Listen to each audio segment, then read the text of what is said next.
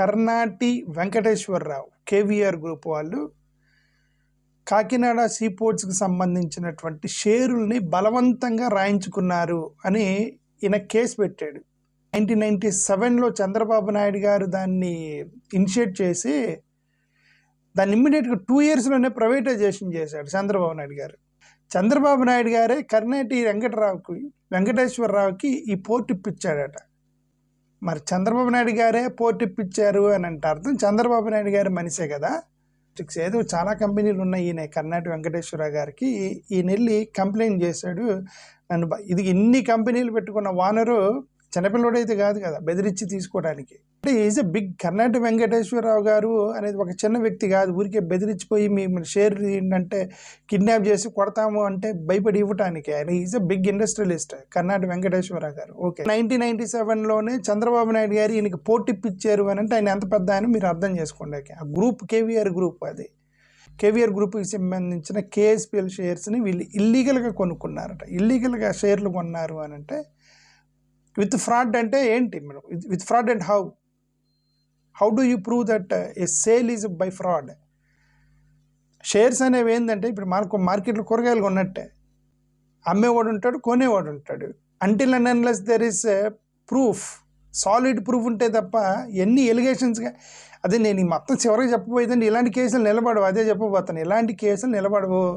Auditing పంపించారు, ఆ report నా ముందు పెట్టి నిన్ను అరెస్ట్ చేస్తావు, అనవసరంగా నువ్వు జైలుకి వెళ్ళాల్సి వచ్చి దాన్ని బెదిరించారు అంటే అర్థం ఆయన ఏదో క్రైమ్ చేశాడని కదా అర్థం. KV Rao has done something crime, otherwise by will get scared.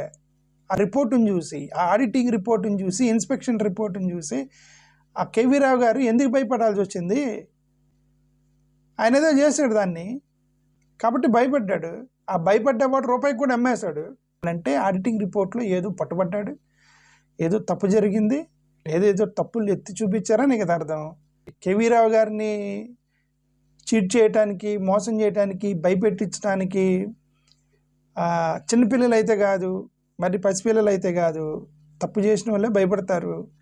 ఆ 2,500 కోట్ల రూపాయలకు సంబంధించిన వాల్యూ ఆఫ్ అసెట్స్ని 494 కోట్ల రూపాయలకే కొన్నారు. 400 కోట్లకు సంబంధించిన ఎస్ఈజెడ్కి సంబంధించిన షేర్ని 12 కోట్లకే అమ్మాల్సి వచ్చింది. నన్ను బెదిరించి తీసుకున్నారు.